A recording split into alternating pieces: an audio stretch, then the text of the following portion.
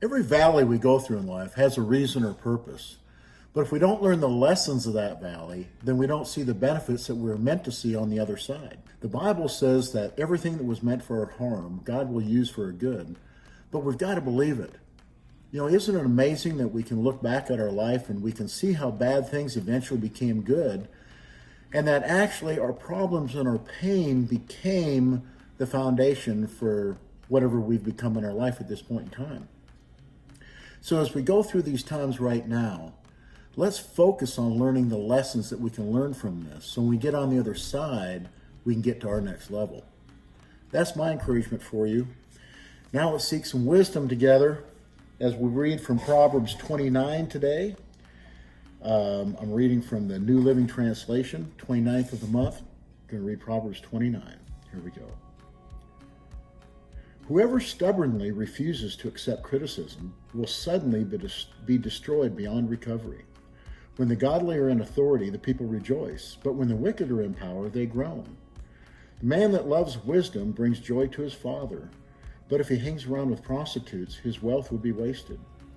A just king gives stability to his nation, but one who demands bribes destroys it. To flatter friends is to lay a trap for their feet. Evil people are trapped by sin, but the righteous escape, shouting for joy.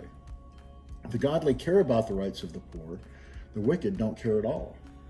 Mockers can get a whole town agitated, but the wise will calm anger. If a wise person takes a fool to court, there will be ranting and ridicule, but no satisfaction. The bloodthirsty hate the blameless people, but the upright seek to help them. Fools vent their anger, but the wise quietly hold it back. If a ruler pays attention to liars, all his advisors will be wicked. The poor and the oppressor have this in common. The Lord gives sight to the eyes of both. If a king judges the poor fairly, his throne will last forever. To discipline a child produces wisdom, but a mother is disgraced by the undisciplined child. When the wicked are in authority, sin flourishes, but the godly will live to see their downfall. Discipline your children, and they will give you peace of mind and will make your heart glad. When people do not accept divine guidance, they run wild, but whoever obeys the law is joyful. Words alone will not discipline a servant. The words may be understood, but they are not heeded. There is more hope for a fool than for someone who speaks without thinking. A servant pampered from childhood will become a rebel. An angry person starts fights. A hot-tempered person commits all kinds of sin.